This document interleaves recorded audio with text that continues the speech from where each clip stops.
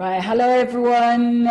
Welcome again to another edition of Business and Life Insights. Today, we are hosting the very lovely and generous Horesia Nyawade.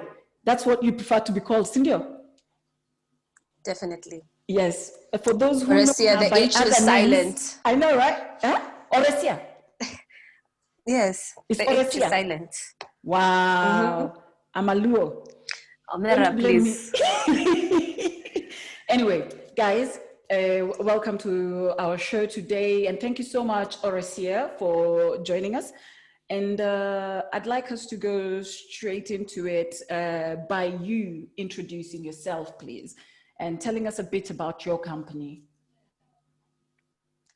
Hello, thank you for having me, Sharon Knight Atieno.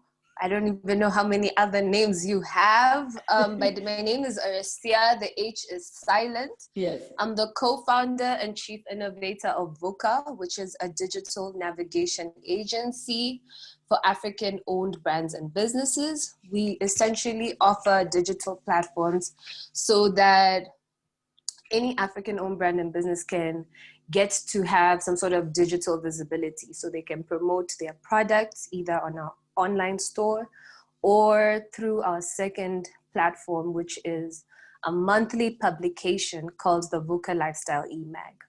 So I'm the chief editor there, and that's what I do, and that's who I am. Nice. So, why Vuuqa? How? How did it start? How did you come up with that idea? With a digital agency? So Vuuqa is a concept company that was born from some of the networking sessions that I would have during my MBA program in 2017. Yeah. And that is also where I met my co-founder, Chiwela Ngube. She is a South African, and she was just finishing she'd just finished and I was just coming in. Yes. And when I got to the space, everyone would be like, oh my God, you're from Kenya. Can you please get us a Maasai blanket? Oh my God, you're from Kenya. Can you please get us whatever else they needed? But it always happened to be African products. Yes. That somehow people just felt like they could only get through knowing someone who was of that nationality from that country, such as when they met me. Yes. Yeah.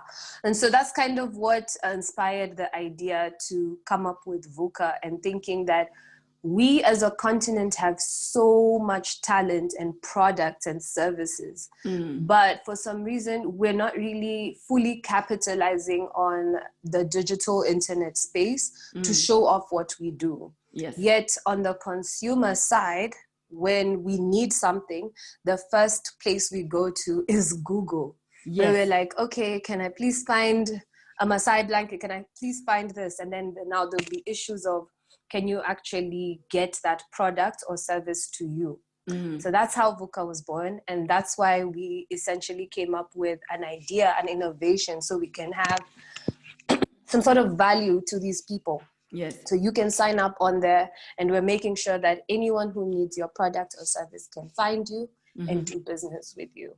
Okay. Through online spaces. Oh, nice. So basically what I'm hearing is what I hear a lot from businesses that start, especially businesses that start small. It was an idea that was born out of necessity. In terms of you saw a gap in the market. People asked you about things enough for you to realize that there was a market for it, and you decided to make it into a business. Exactly. Okay. So, exactly. What is your vision for Vuuqa?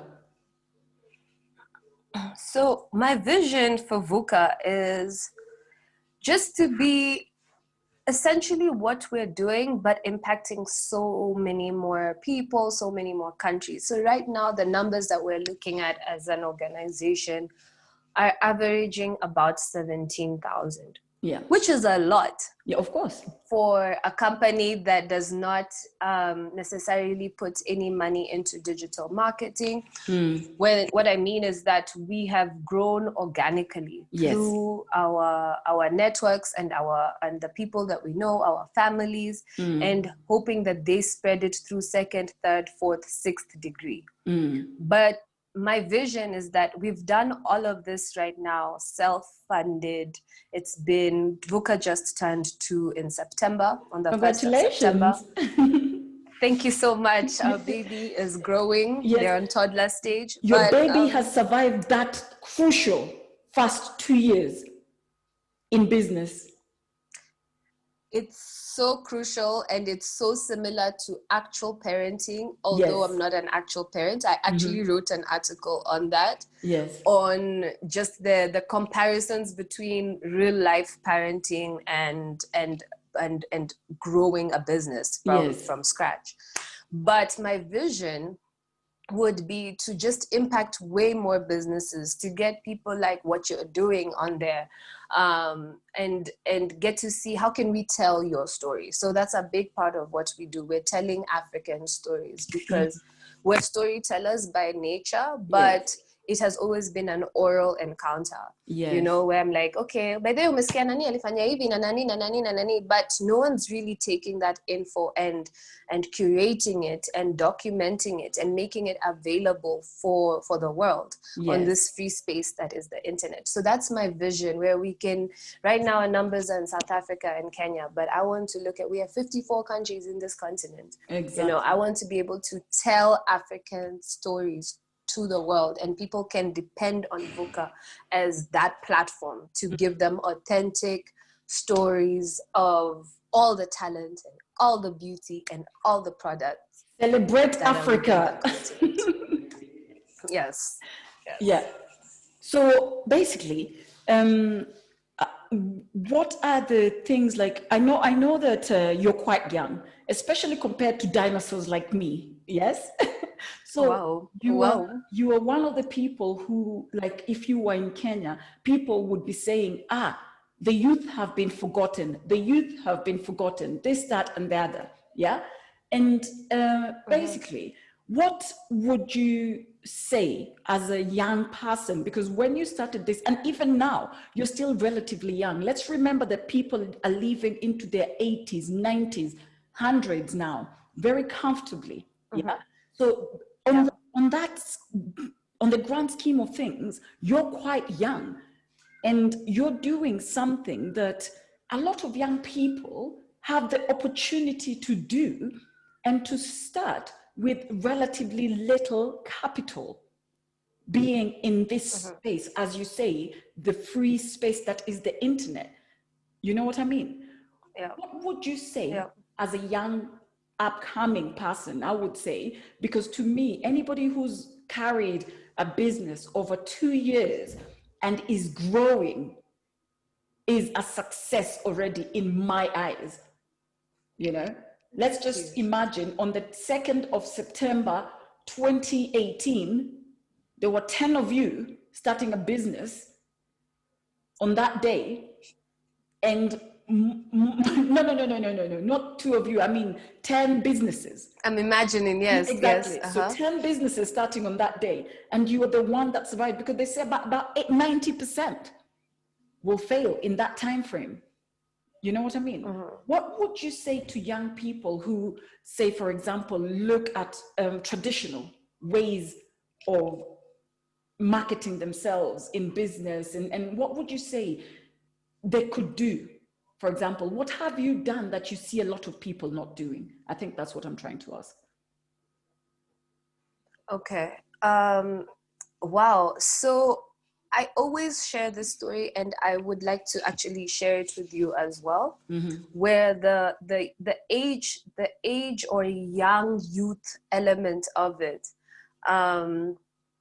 plays a role in a couple of ways. So the first one was it's a personal story we're trying to share with you, where when I was in school, which is doing my master's, I was the youngest. I was amongst the youngest. I was literally the second youngest at like 26.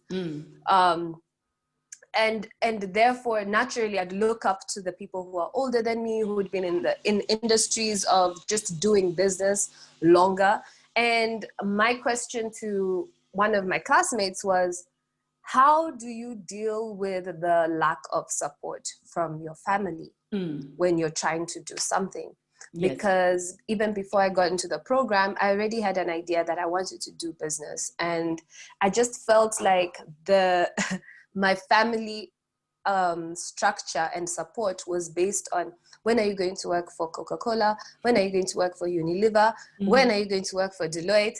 You know what I'm saying? So it was never, nobody was encouraging me to do my own thing. In fact, you're being discouraged to go that route. Of course. To the point that, so anyway, so finishing with him, he just told me that, look, Horesia, if you keep waiting for somebody to support you, then you're never going to get anywhere with 100%. Whatever it is you're trying to do. Basically, he was telling me that human beings are fickle, whether they are your family or your partner or whoever they are, they're fickle. Yeah. So whatever you decide to do, you as an individual need to be so passionate and dedicated to whatever it is that you're trying to do, so that you fuel yourself when you're low. Yes. And so that, when he told me that, I wouldn't even lie, I was actually a bit irritated, because I thought that he was going to tell me, oh, you need to tell them these nice words. I was expecting a different answer. That's not the answer I was expecting. Yeah.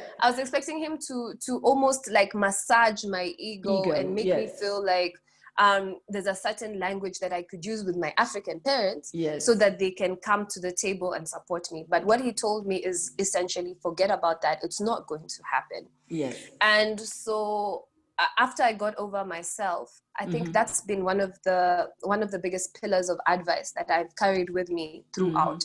Yes. Where I can't keep sitting down, because it's before that I was just trying to explain to everyone, this is what I'm trying to do. I need your support. Are you going to support me? And just wasting time instead of actually using that energy. Do you see, when you start this conversation, it's usually like, oh, I'm so excited. So they get excited with you.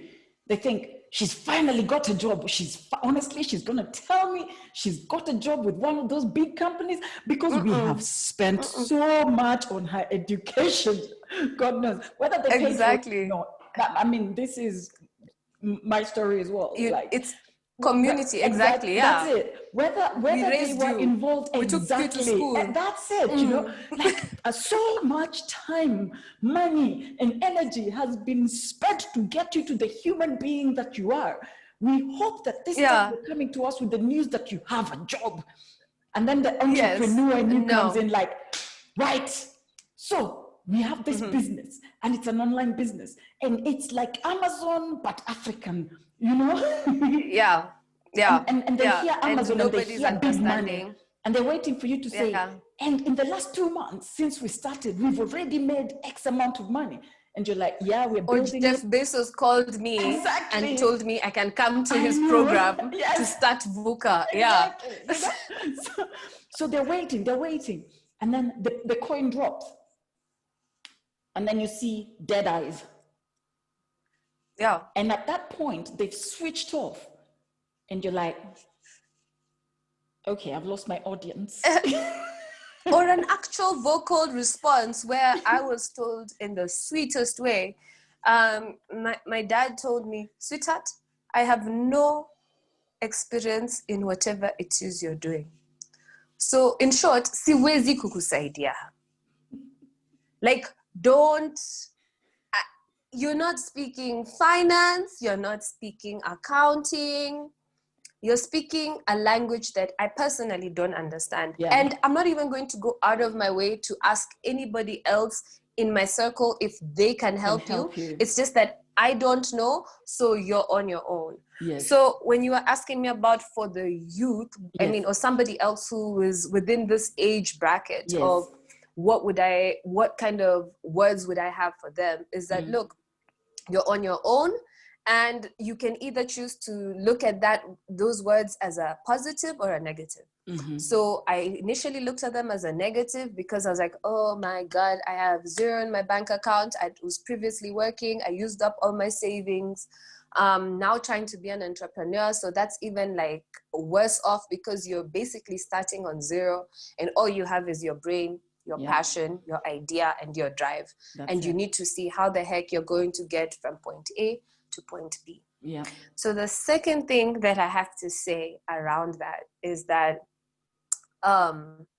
also be considerate of our community and our society as Africans, where there's an element of us who have that drive of that entrepreneurial spirit, especially women. Yes.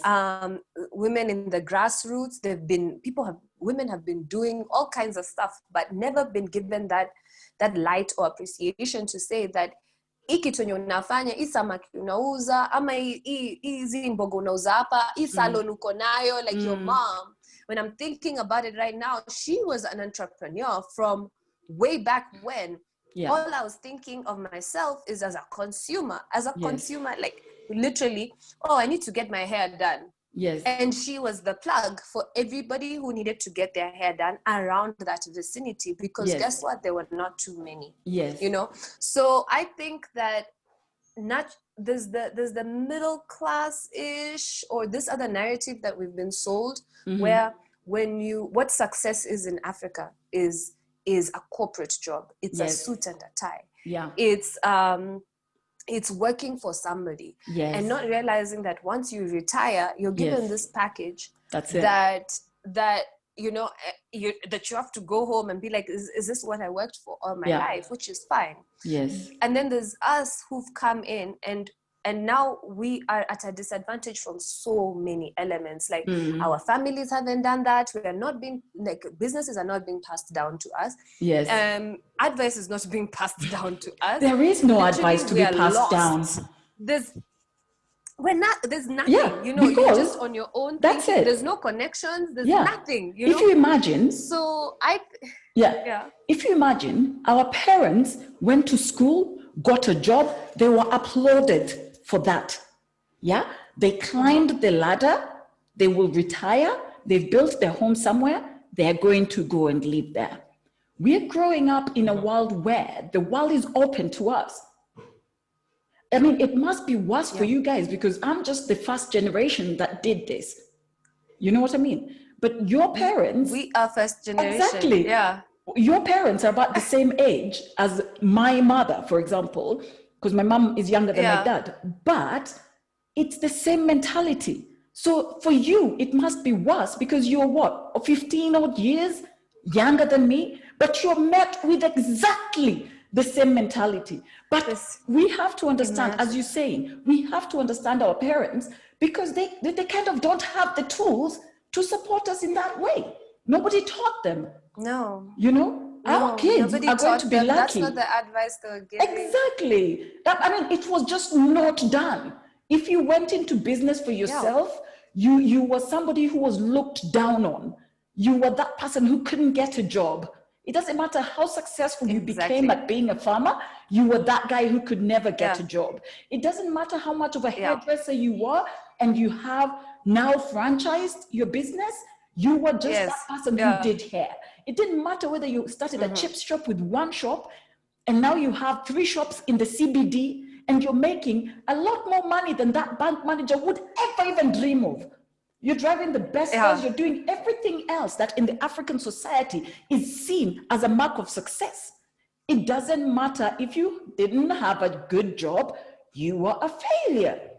And that's the mentality our parents came up with. And that's the point I'm trying to ride on. Exactly. That's what I'm trying to ride on for anyone who's coming up, that it's essentially up to us to break that cycle. Exactly. It's essentially up to us to, and I understand fully that you're breaking it from such a disadvantage where you're thinking, first of all, we, in other countries, I know Uhuru can say that he's like, we're supporting entrepreneurs or whatever, but on the ground, you're not really seeing what that translates The situation into. on the ground is very different. It's extremely different. But what I'm saying is that you just need to be able to, because I am actually a living testimony of, I have seen what hard work and dedication can do for me. And the more results I see, the more I get motivated to keep going. Yes. Right? And the power of pivoting, which means you are starting your business with a completely lean mindset. Yes. Which means you're flexible to say, yes, I've started with an online store. Yes. But in 3 months, I've seen online stores not doing that well because logistics in Africa don't work that. You know, people will browse, but they won't complete the purchase because they actually want to come to the store and touch it. And that's me sitting back and actually thinking, my mind is open to see how can I make sure that whatever I'm doing is even serving the person that I think I want to serve. So that's the lean and open-mindedness part of it, where you can't just say, you can think your idea is brilliant. Yes.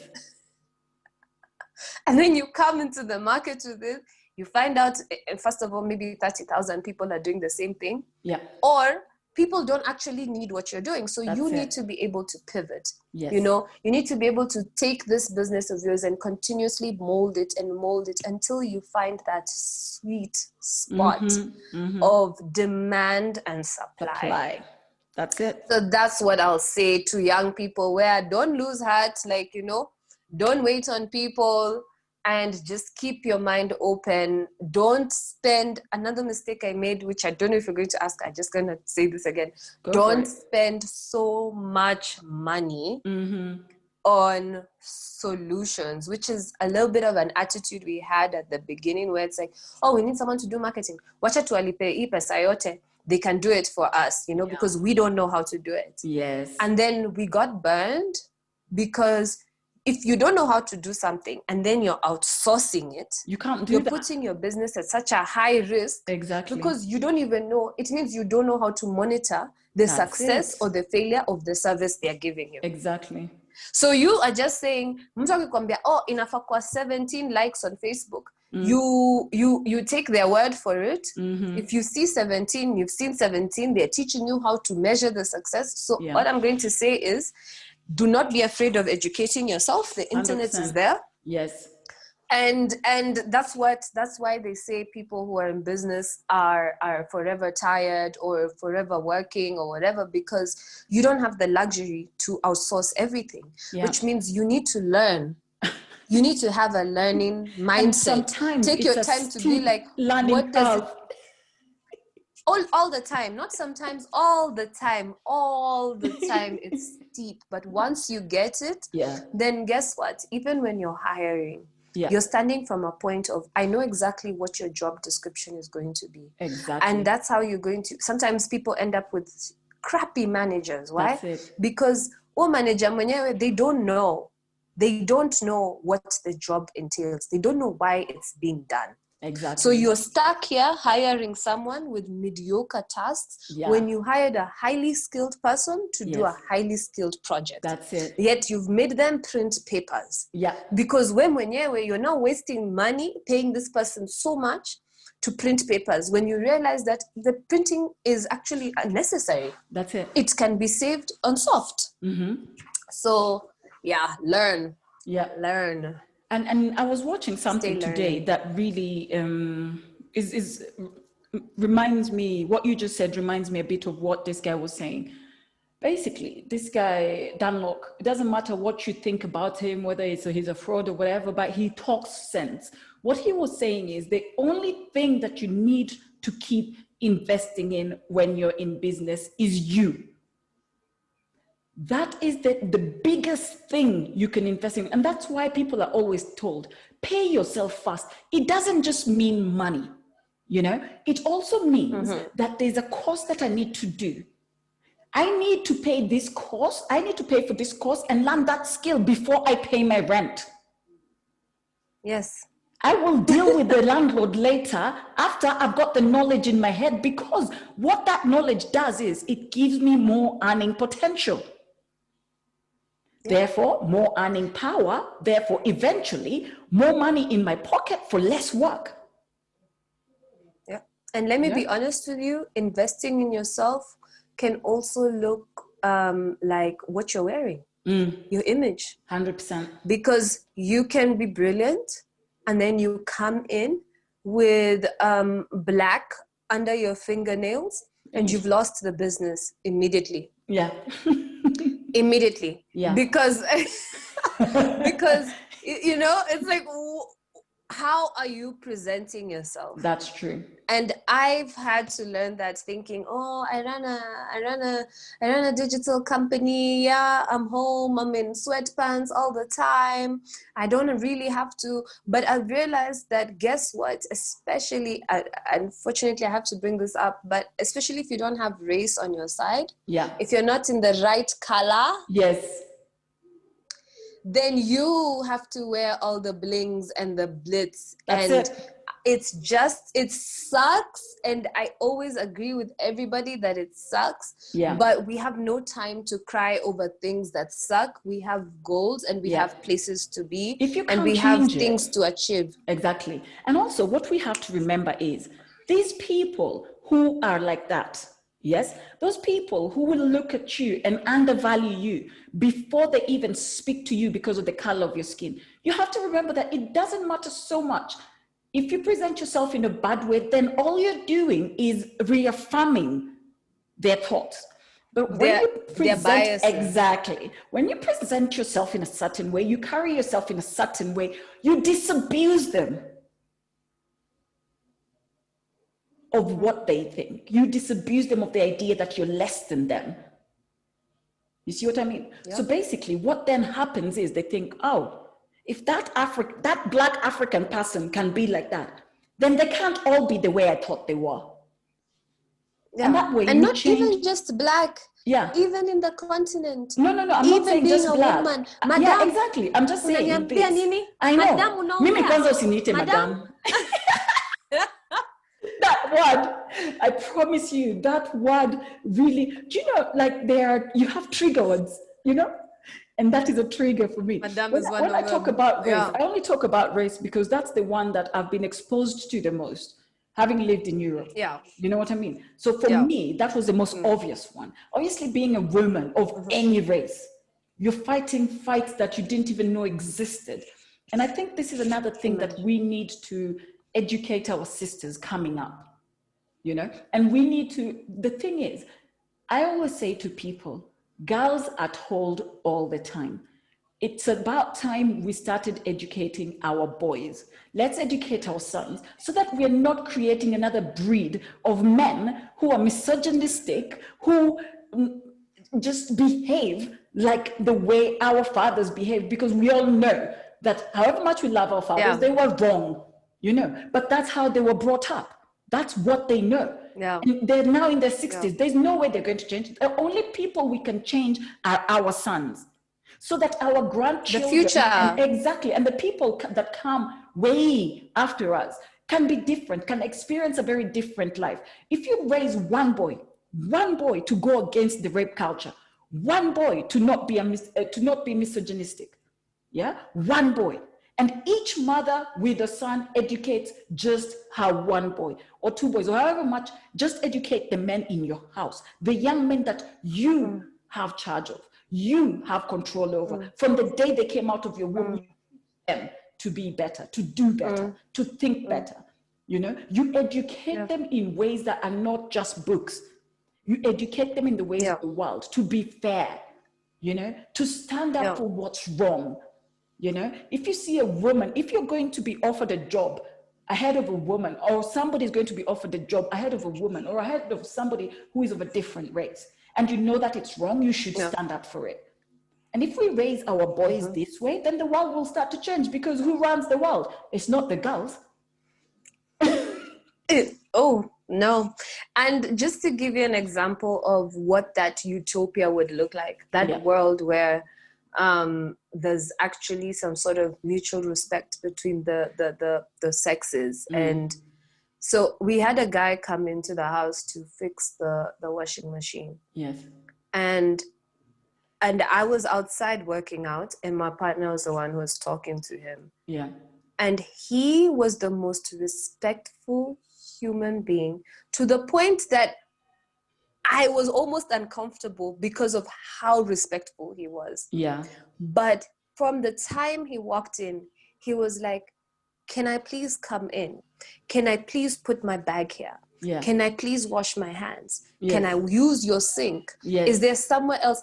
And that's how he spoke the entire time. Yes. He didn't assume anything. Yes. He asked for permission. Yes. He asked for consent. Yes. He made sure she was comfortable. Yes. And he did not want her to at any point feel like this guy was here, because by nature, Yeah. right? I know our convo has now gone into men and women, but it's like, Yeah. by nature, Yeah. A man might be in the room and you're just like, hey, I really don't want to upset this guy. Yes. Just in case shit goes south. Right? But the way that guy was, he, you know, to a point that you're just like, wow, thank you. Yes. It felt so good, Sharon. I'm not going to lie to you. Where I was even feeling like, you know, initially, if it was a different scenario, I'd probably be working out, but peeping inside the house, like, what's going on? Or, hey, why is this guy come here? And you know, energies. Somebody can come into your home and you're just feeling like, now you've really just messed up the mood and the space in my home. Yes. You know, I was hoping the watchman could have come and stood here as well, so that he kind of protects us. But anyways, so all I'm saying is that it was such a nice feeling to feel respected, to feel safe around this stranger who had come to do his job. And how he did that was through his conversation, his body language, and the manners to which he carried out his job. Where he was literally saying, I know just by my presence that I can make other humans, especially females, uncomfortable. Yes. So it's up to me to be careful with the words that I say, to be careful with how I handle my body, to make sure that you continuously feel safe through this entire encounter. Yes. Yeah. And that also just brings me into the next topic that I wanted to talk to you about. A lot of people are growing up now in a digital age, but they're consuming media in a way that is irresponsible. I call it irresponsible because we're all growing up with the same amount of information. A lot of kids now, by the time they're 2, 3, 4, even the ones who are when you're kwa kijiji, when on a smartphone, it might not belong to their household, but they've seen one. But wameona. Exactly. Wameona TV. It might not belong to their household, but there's a place, hata hapo pali wanaishi, pali watu wanaweza ona ball, nini. You know what I mean? So, kuna cyber cafe, you know? So I feel that it's on all of us to continue educating our younger generations and really just making them comfortable in that space, making them comfortable with being curious, making them comfortable with making alternative choices, not just thinking like, now, schools in Kenya are going to reopen by force. Nobody was consulted, nothing. It's a month before the whole school year ends, but we're going to open schools on Monday, regardless of what the parents are going to go through, whatever. Nobody even knows what they're going to pay for 1 term, 1 month, whatever. It doesn't matter. What if your kid has grown, been fat, you know now the uniform, do I need a new? Anyways. So it's like now we have all these things that we have access to, information, gadgets, everything. But where do you see, as somebody who is sort of in the digital world, where do you see the gaps in what we should be doing online? The gaps. Wow. Okay. So one thing for sure is, I really like that you started by saying, how are we spending our time online? Yeah. And I'm going to qualify everything I'm about to say by saying that if you are using the internet for entertainment, please, by all means, that is A-okay. Yeah. You know, there's people who are literally using so much of their time doing Yeah. other things that sometimes you just want to de-stress, Yes. and you want to watch something funny, Yeah. and you want to consume content. As a content creator myself, I can understand that. Of course. But now there's also an era of where there's an issue of employment rates within the continent are crazy, you know, and doesn't help that the pandemic just happened. And so now you can see people moving towards, okay, how can I be innovative? How can I use my skills to sort of make money or make products? Working from home is being celebrated. Okay, what does working from home mean for me? So that's where the question of how can I capitalize on this internet? Yes. And tying back to my previous answers of being open-minded, being curious, knowing what to search, because the internet is your friend. Yeah. And some people are like, okay, I never made it to school. And honestly, my full opinion that I'm so confident with is that school doesn't teach you your final skills. That's it. All school teaches you is how to learn. So when you leave school, you need to be equipped and fully ready to know when I'm faced with a problem, when I'm faced with a situation, I don't panic. I don't panic, or I don't resign myself to say, Sasa, like all shit is gone, all shit is done now. All I know is that I might not have the immediate solution, but I'm very confident in myself to be able to critically think through problems and come up with a solution. Yeah. So when you come specifically back to the digital platform, where it's like, okay, what I'd noticed around my personal experiences of people who reach out to me, and some of the things I sit down and think, this information is on Google, right? Yes. And when people literally, they're using a word, Google it in sentences because it's a real thing. But I'm starting to get concerned that sometimes we are saying Google it without really thinking that who's the person receiving that information. And do they actually know what Googling it means? Yes. Right? Yes. And so Googling it is essentially using social media or internet platforms, right? To be able to get the info that you need. I'm sorry, guys, sometimes it means you will have to read. Yes.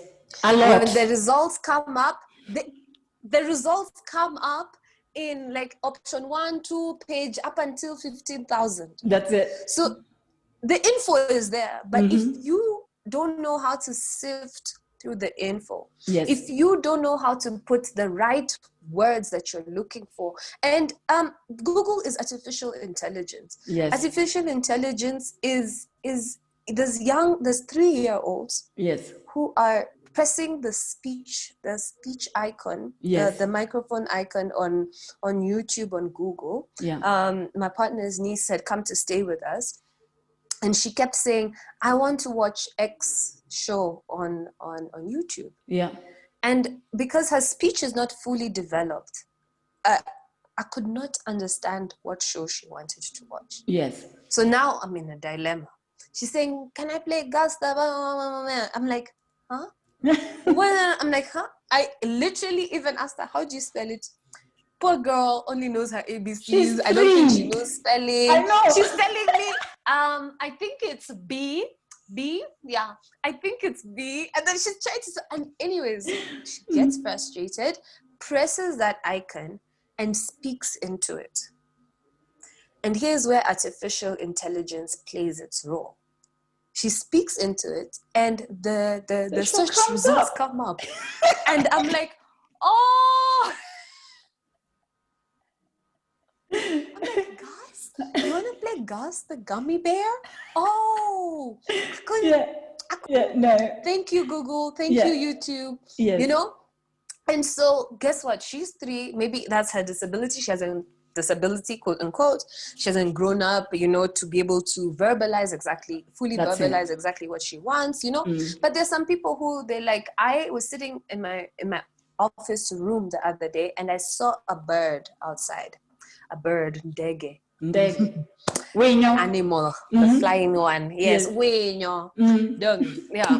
And so I'm looking at this thing and it had a, so here I am, it's fully gray.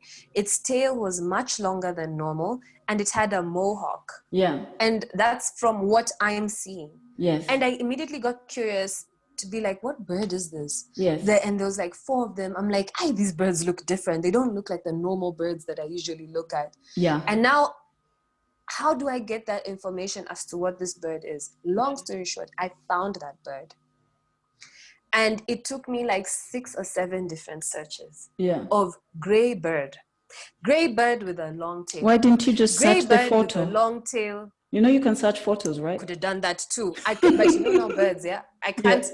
You can do that too, but now you see where I was. I can't come out. I can't take a photo close enough. I get it. They're going to fly away. Yeah. You know what I'm saying? I know. But yes, that's also something else. You should be able to take a photo, search it. Yeah. And the point of everything that I'm saying is that I'm not animal. I'm not qualified in zoology or whatever animal people study. But I'm so excited. Hey, no, it's zoology. Biology. Yeah. You know, I'm not. But what I am was patient enough to keep looking and searching. Sometimes I go to images, trying to see nimeshika, like, is it this one that I'm seeing? Sometimes I come back to read. I wanted to see. That's how I found out, they actually like hanging out in 4s. And all of this that I'm saying is something that's a personal interest of mine. Of course. Imagine how many interests people have where you're sitting down and I like how you've directed the entire conversation to be like, okay, what happens to that other young person who's chilling? That other young person who says that, okay, I didn't get, or I got an A, but I don't have the money to go to school. Or I got a D and now I don't have the grades to qualify to go to school. So I'm at the point where I'm almost feeling like school it's good, but it's almost too expensive. And too exclusive. For you to get the same amount of value that you can get from your phone that you're spending so much time on WhatsApp when you could be using it to come up with ideas or to complement the ideas you have, to see how you can use them to set yourself apart and give you that edge.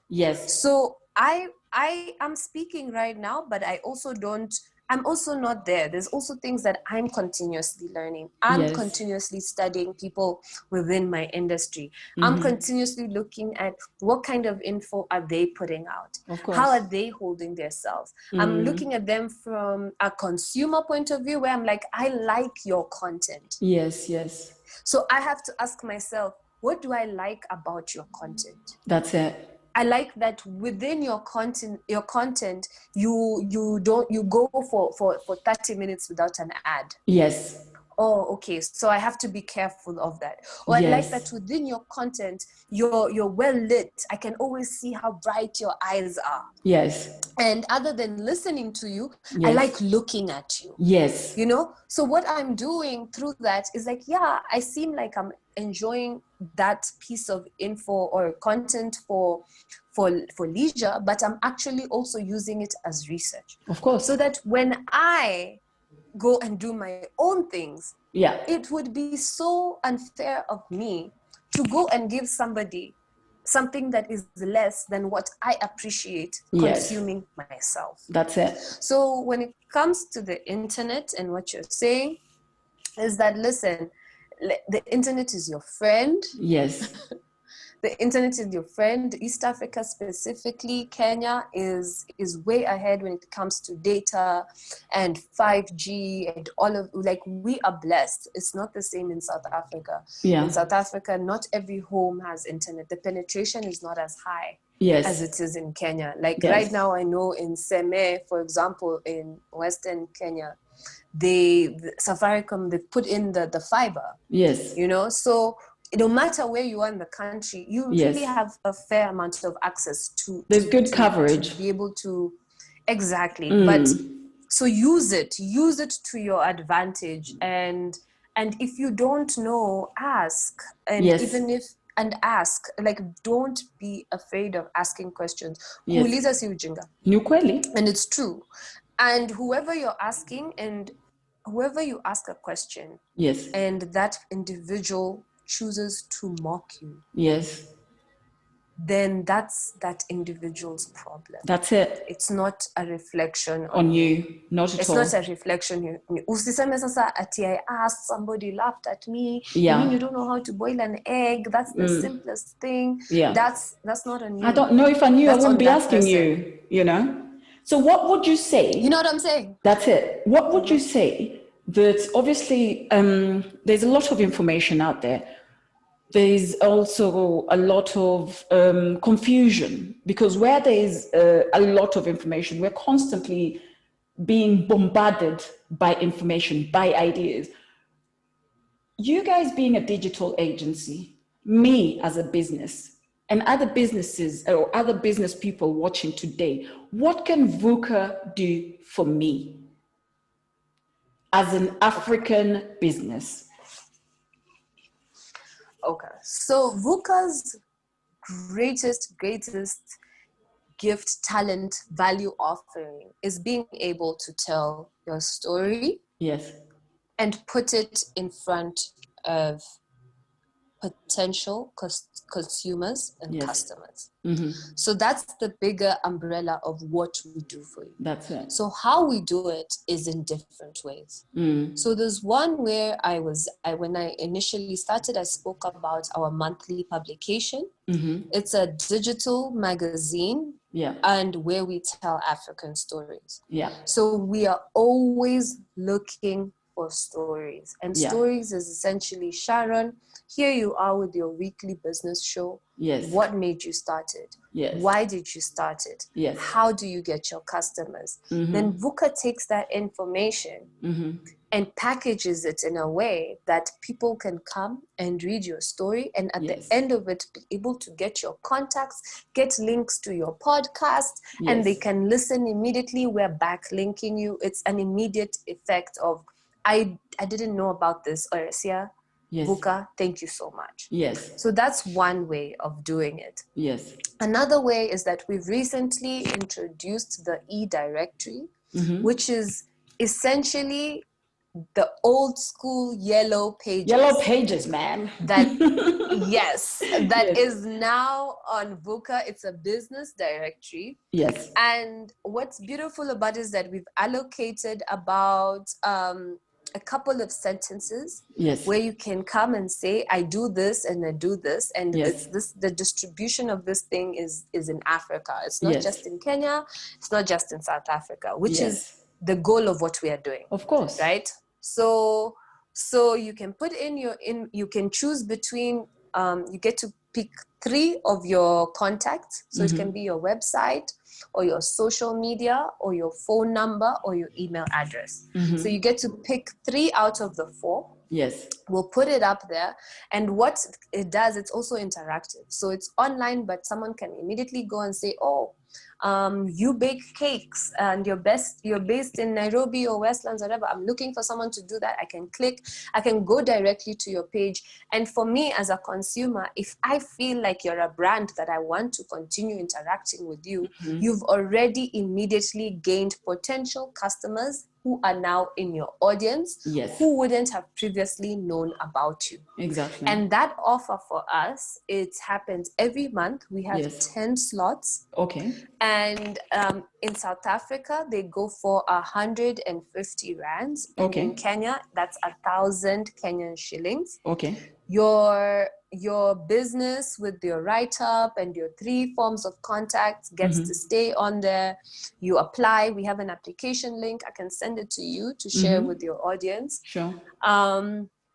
And obviously, we have the M-Pesa pay bill details there, so you don't have to worry about currency conversions or anything like that. And immediately your stuff is up. And the beauty of it, you're promoting your brand, but the content around the entire magazine anyways. Yes. Is just so entertaining. So you as a business can also use it as something to distribute to people who you work with anyways. Of course. To see that, oh my God, go to page 11 or whatever, you'll see my grind is in there. It's We've been promoted featured in some way or up on Danny. Yeah, so that's a very big thing that we do as Vuuqa. And then obviously there's now the agency element of it, where if you're looking to either come up with your website, all of that stuff that you want to do, but most importantly that sets us apart from, let's say, a regular web developer, is that how we think through your business is the user experience. If I come to you, I'm not just looking at a pretty website, but what does your potential, what are the emotions your potential customer goes through? What do they want to know about your business? I can't come to your page and not be able to see that every Thursday at 3:00 there's a show. I need to be able to be like, I've come for the business show at 3. It needs to be clear to me what I'm doing. So there's that element of strategy and consulting that we apply to all of our projects, right? And then obviously, if you want to digitize anything that you have, so for example, especially into ebooks, so we've published a lot of documents for people. So just upgrading the way people present info. So previously you'd have, like, for example, your company profile, or I'm trying to just give you examples of who can be listening and think, what would I do with Vuuqa? So then you come up and you're like, oh, okay, there's different ways I can present this. There's different links that I can put it on, which is much more interactive. And our goal, honestly, as one of the co-founders, I'll tell you, is that I want to be able to professionalize African businesses, but keep them authentic to their Africanness. So I don't want you to sell out. If you use Swahili in your for example, in your documents or in your language or whatever, I don't want to now make you start using dictionary words like Ghetto Radio, for example, and then now you want to westernize them. I'm not keep them authentic. I'm not in that business.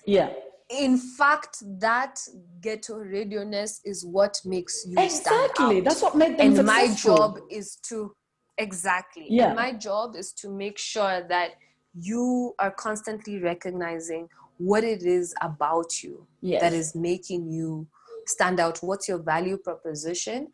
And now making sure that you can be found regardless of where your customer is based in the world. So those are the things. So I would like to ask you. Sorry, go on. Go ahead. Paused. I thought you were finished. Go on. Those are the things. Finish your sentence. No, that you can, because you'd ask me, what can people contact Vuuqa for, or why would I contact Vuuqa? So those are the things. Those are different kinds of stuff.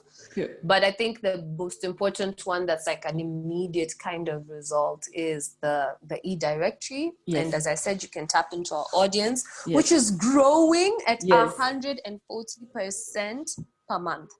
So if there's any math people out there, they'll know that if I tell you the number right now at 17,000, you can literally project what that number will be in about 6 months or a year. Assuming that you don't even grow faster, because the more people know about you, the more people consume, the more people use you, the faster you grow even. And obviously that number is always compounded. So 17,000, even if it was at 100%, that's doubled. Imagine. Like month to month, but then you're not just doubling the 17,000 every month, you're doubling the 17,000 plus 1,700, and then it becomes 18,700, and then next time it's 100% of 18, blah, blah, blah, and on and on. It's a compounded effect. I'm sure all the math listeners would have really loved that nice 2 minutes. I know. They'd just be like, yes, I know. Yes, the thing compound is, for us. I literally got a D in maths because I hated my teacher. Not because I hate maths. I actually love maths. I did a finance degree. And I Oh my God, literally had Sharon. to resit my maths exams at about 20 years old after I left school, 2 years after I left school. But because that teacher just hated me and I hated him and our energies just didn't rhyme. And I always say this about business. I don't do business with people whose energies are contrary to mine. I don't want your money because your money is too expensive to me.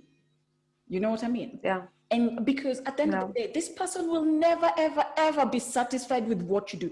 It doesn't matter if the whole world thinks you're a saint. If this one person thinks you're wrong and what you're doing is not right, it doesn't matter how you do it. It doesn't matter if you lick their feet, they will never think you're right. And that one person will cost you so much with that one bad review. When all you needed to do, I always say about business, I listen to my gut. If I have a difficult customer, I find a very, very, very polite way of firing them.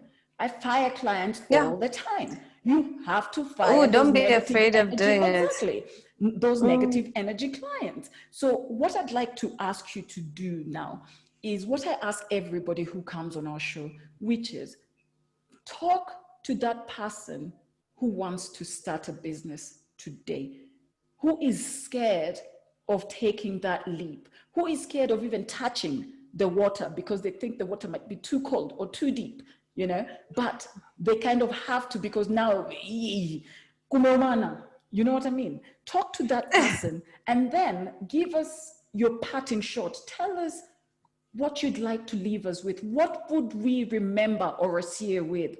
One thing that when I remember in 2 weeks' time, when this airs, and when this is aired and I've walked away and something happens and I remember it and I think, oh, Horesia said this. Do you know what? If you, like you and that guy from uni, you know? So talk to that person who is just thinking of starting up or even who's going through such a tough time in their business and they're thinking of giving up.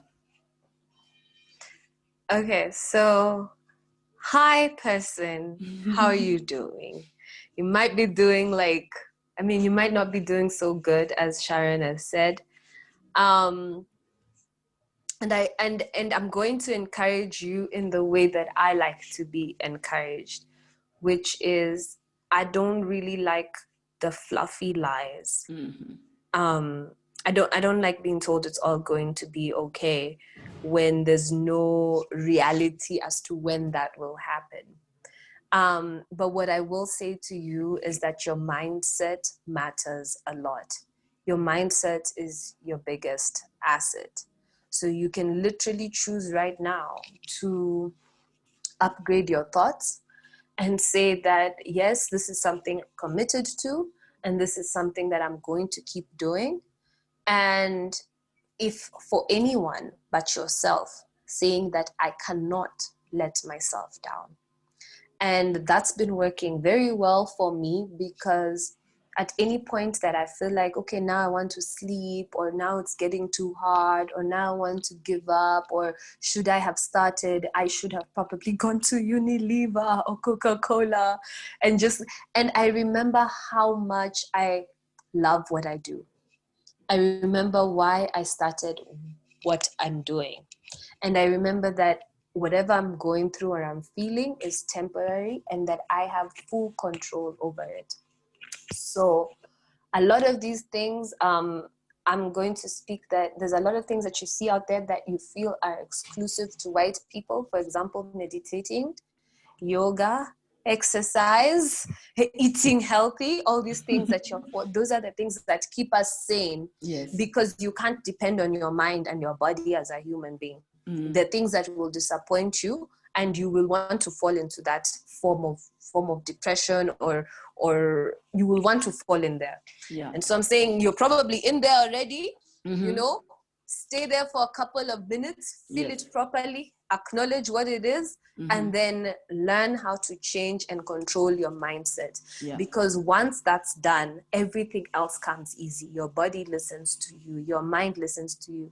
As Sharon was saying, your energy listens to you. This element of manifesting again. If you believe in God, you believe in Jesus, you believe in whatever it is that you believe in, and that's that concept of manifesting. It's like, look, Yes. I want new energy. I want new business. Yes. I'm going to pray for it, or I'm going to yoga for it, or I'm Yes. going to smoke a J for it. Yes. Whatever it is that you need to do, do it, 100%. you know, and actually just like, lastly, practice patience. Because sometimes in life you have indeed done everything that you could possibly do. Patience. Good. Practice patience. That's it. Practice patience. That's it. Because sometimes you've really done everything that you could do, and it's a waiting game. That's it. And now you have to sit back and say, I have given it my all. I have sowed my seeds. I have put in my energy. I've sent out my proposals. I've, if anybody comes to ask me, did you give this thing A star attention? I will say I gave it A star attention. And when I look at it, I'm satisfied with my effort. Yes. And so anytime you feel like it's to do everything with excellence. That's it. Do everything with excellence. Your standard of excellence, do it with excellence. Usifanye kitu usikie kama hujamaliza, it's halfway done, you're going to do it next time, you're waiting for what? Everything you do, feel that you are so perfectly happy with the product. Yes. And then leave the rest to the universe. Yes. As for Horesia,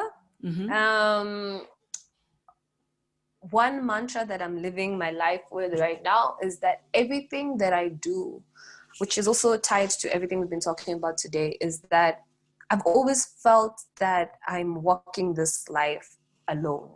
Yes. Without guidance, without mentorship, without people to look up to. Especially for the type of person that I'm trying to be, or the type of things that I'm trying to do. Yes. And so I have the option of sitting down and crying about it, or I have the option of being that person to other people who were looking for that. Yes. So that's my mantra in life, where I live my life in an exemplary manner. Yes. And in an authentic manner, so that when there's other young women coming up behind me, around me, when they see me, they feel like, yes, there is somebody doing it. That gives me hope. Yeah. That's my parting shot. Thank you so much, Horesia. Karibu sana. It's been a pleasure. Thank you for having me, Sharon. This is such a dope show. Did you enjoy it? This is such a dope show. Cool. I did. Actually, do you know what? Yeah, I'm so glad we spoke, because it's given me a better understanding of what Vuuqa does. I always share your stuff. I read it, I share it. But I think sometimes it takes really speaking to somebody to understand. And I'm so glad I asked you what Vuuqa can do for people, because today I know what Vuuqa can do for my business today. And after this recording, I will talk to you on a more personal level as, a business person, and see if I can work with Vuuqa. You know what I mean? But thank you so much for joining us. And I just want us to keep talking, not just for here at Galactic Productions, but I do this every week so that somebody somewhere will listen and hopefully get something that will either give them the hope to keep going, give them the hope to give them that lift they need to start, or even just if all it does is just open their minds to something that they hadn't thought about. You know what I mean? That's brilliant. In terms of, it's brilliant. What you're doing is great. It's better like than walking alone. I'm enjoying it. And one last thing that when I was saying it, I said that I wouldn't forget, but I did. And so I just want to put it out there, because everything I spoke about Vuuqa was very monetary exchange. But I do want to put it out there that Vuuqa is constantly looking for contributors. Yes. And for what a contributor to us means is that, do you have any kind of new music that you'd want the world to know about? Yes. Are you a writer? Do you have a blog that you'd want to contribute? Do you have a poem that you want to contribute? Are you a subject matter expert in something and you want to teach people about it and you want to do it in the form of writing? Yes. You can submit your content to submissions@vuuqa.com, Yes. and we'll be able to put it out and, you know, publish it for you on our Yes. eMag in somewhere or another. So So we're give us all always these looking links. for contributors. Yeah. I'll furnish you with everything, but I just wanted to, for the people listening, thank you. when they listen to this, to be Yes. like, you can always, that dream of yours that you have, or you looking for a different platform, there's a story you want to say. Yes. What makes us stand out from other people is that we don't censor you that much. Yes. Right? Because we want that authentic story. Don't That's worry it. too much about editing. Yes. Don't worry about all of that. The team here will take care of that. But Come just as you submit are. your stuff. It's such a beautiful feeling to see your stuff published. Yes. Trust me, if you're listening to this, like when you see your work published, Yes. like it's going to motivate you to even want to do more. And there's people waiting to read and see what you have out there. Yes. Yeah. Thank you so much, Horesia. I really, really appreciate it. And everyone who keeps watching this and sharing and supporting us, let's keep growing this hub that we have here. Let's keep building each other. Let's keep growing together, because only in telling our story, what we forget is, as Africans, we are storytelling peoples. We used to sit in the evenings, every evening when we had that, and it's not that long ago. It's not more than 400 years ago in this Africa. That's only 4 to 5 to 6 generations ago, you know, compared to how long humans have been on this earth. We shouldn't let our storytelling die. And we do that by supporting enterprises like Vuuqa, Galactic Productions. Let us tell our stories. Don't be scared, because what's the worst that could happen? Mtu atakuandikia kitu mbaya, so what? They're just cowards who are too scared to do it themselves, so they stand there on the internet and become keyboard warriors. Who cares? You know what I mean? We support you. 100%. You know what I mean? But thank you so much, Horesia. We support you. Thank you. Thank you, Sharon. Thank you, Galactic Productions. Thank you for having us, having me, having my company. Continue supporting creators, guys. Mkiona hizo vitu zenye zikapo, these videos, like, share, comment. That's the support we need. Exactly. Please. Thank you. Mom. Cheers. Bye.